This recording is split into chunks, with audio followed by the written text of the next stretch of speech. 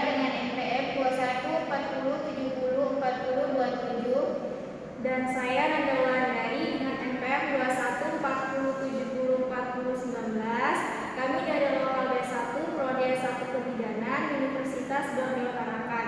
Di sini kami akan praktekkan mekanisme persalinan nama. Selamat menyaksikan.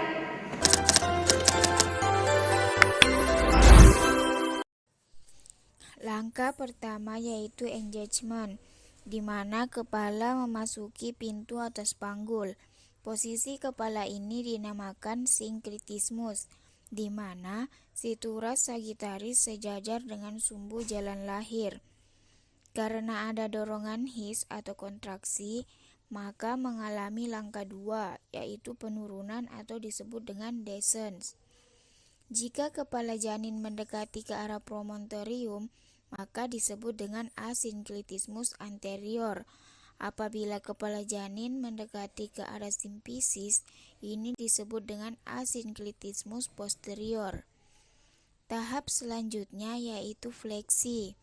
Ketika kepala janin sudah hampir mendekati hobi atau mendekati spina ischiadica dan menyesuaikan dengan jalan lahir, maka kepala bayi akan mengalami fleksi, di mana fleksi itu adalah bagian dagu mendekati dada janin. Kemudian karena adanya kontraksi tadi, dia akan terus terdorong turun. Karena terhambat oleh koksigis, maka terjadilah peristiwa putaran paksi dalam atau rotasi internal, di mana ubun-ubun kecil atau soksiput yang di pinggir menjadi posisinya ke arah tengah atau depan, sekaligus menyesuaikan dengan jalan lahir. Setelah putaran paksi dalam atau rotasi internal selesai, maka kepala akan mengalami ekstensi.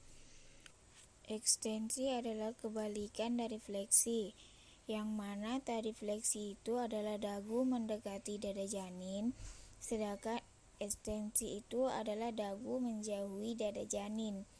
Setelah peristiwa ekstensi, kepala janin akan lahir. Kemudian tahap selanjutnya terjadi putaran paksi luar, atau yang disebut dengan rotasi eksternal. Putaran paksi ini dapat terjadi karena bahu menyesuaikan dengan sumbu jalan lahir. Setelah putaran paksi luar selesai, maka terjadilah eksplosi, yang dimana janin akan lahir seluruhnya. Posisi janin saat keluar yaitu secara parietal.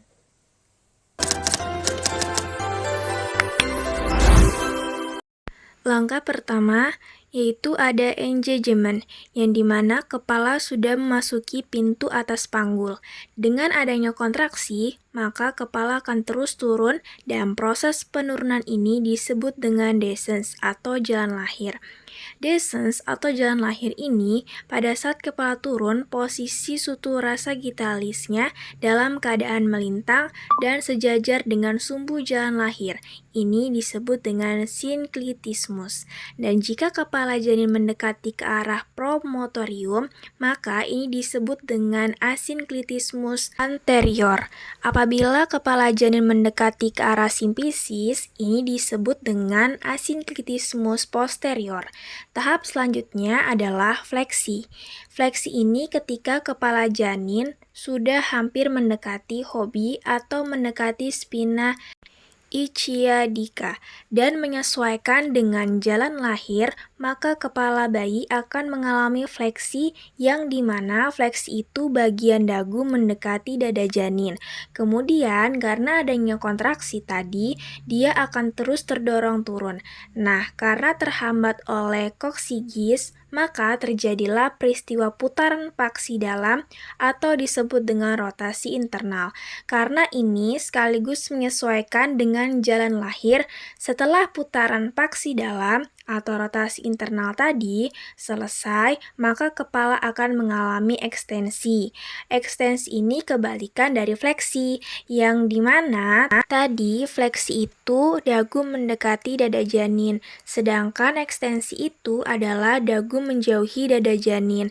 Setelah peristiwa ekstensi, kepala janin akan lahir. Kemudian tahap selanjutnya terjadi putaran paksi luar atau disebut dengan rotasi eksternal.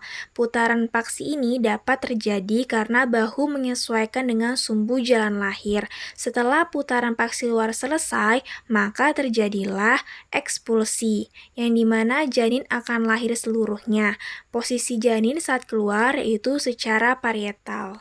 Itulah tadi